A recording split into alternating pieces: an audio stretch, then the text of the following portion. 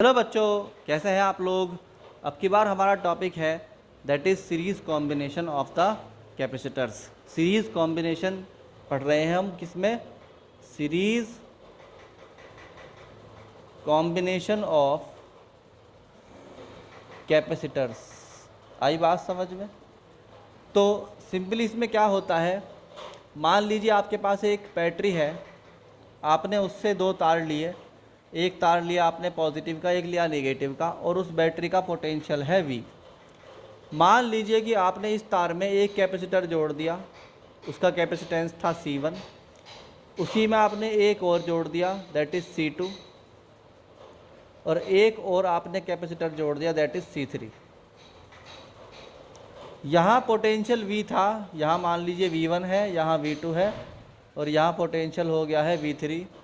मान लीजिए चार्ज है यहाँ पर आपका Q, तो यहाँ भी Q रहेगा, यहाँ भी Q रहेगा। इससे पता लगा कि पोटेंशियल सीरीज़ में टूट जाता है, मगर आपका जो चार्ज होता है वो क्या रहता है, रिमेन सेम, क्योंकि वो जाएगा कहाँ, वो इससे यहाँ आया, यहाँ से यहाँ आया, यहाँ से यहाँ आया, तो वो फ्लो होता रहेगा, पूरी सीरीज़ में एक जैसा रहेगा। तो हम लिख सकते हैं कि इन सीरीज़ पोटेंशियल डिस्ट्रीब्यूट होता है, पोटेंशियल क्या होता है, डिस्ट्रीब्यूट होता है, एंड चार्ज जो होता है, चार्ज रिमेन सेम। चार्ज क्या रहता है, रिमेन सेम। तो जो पोटेंशियल था V, वो हो गया V1 plus V2 plus V3, क्योंकि वो तीन जगह बट गया है इसलिए उसे लिख दिया V equal to V1 plus V2 plus V3। देखो यहाँ V था तो V इक्वल टू हो गया है V1 plus V2 plus V3। अब हम मानते हैं लेट इक्विवेलेंट कैपेसिटेंस जो है, इक्विवेलेंट कैपेसिटेंस वो है कितना, C है। कितना है, C है। तो इस पूरे का पूरे की जगह अगर हम एक लगाने लगें कोई कैपेसिटर, तो उसका जो कैपेसिटेंस होगा दैट विल बी C। तो हम लिख सकते हैं कि Q बराबर होता है कितना, CV। तो Q बराबर कितना होगा, C1 V1 होगा, Q बराबर कितना होगा, C2 V2 होगा, और Q बराबर कितना होगा, C3 V3 होगा। क्योंकि सबके लिए Q क्या है, सेम है, इसलिए सबके बराबर हम Q बराबर C1 V1, Q बराबर C2 V2, Q बराबर C3 V3।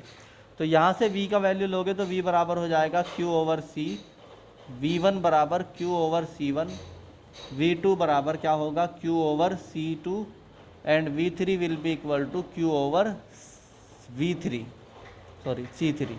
तो ये सारी वैल्यूज़ हम इक्वेशन नंबर 1 में पुट कर सकते हैं। तो हम कह देंगे पुट इन इक्वेशन नंबर 1। जब इक्वेशन नंबर 1 में रखोगे तो ये हो जाएगा Q over C equal to Q over C1 plus Q over C2 plus Q over C3। यहाँ सब जगह से Q कैंसिल हो जाएगा, that will become 1/C equal to 1/C1 plus 1/C2 plus 1/C3। और इस तरह आपके पास आ जाता है पैरेलल कॉम्बिनेशन, सीरीज़ कॉम्बिनेशन का एक फॉर्मूला।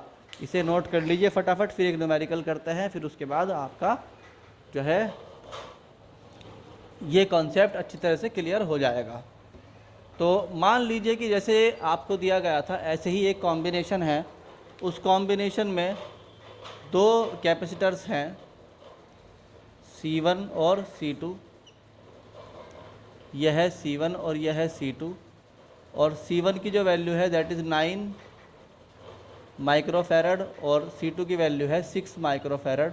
और ये पूछा गया है कि what is the equivalent capacitance if they are connected in series. तो इसके लिए हम सबसे पहले कहते हैं कि भाई हमारे पास जो फार्मूला है that is 1/C equal to 1/C1 plus 1/C2। तो 1/C हो जाएगा 1/9 प्लस 1/6। अगर आप इसको एलसीएम लोगे तो यहाँ 9 और 6 का एलसीएम आएगा कितना, 18। तो ऊपर कितना आ जाएगा, 2 प्लस 3 दैट इज़ 5/18।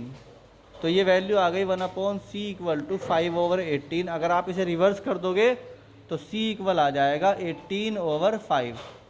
जब आप डिवाइड करोगे तो कितना आएगा, 5 3 जा 15.56 जा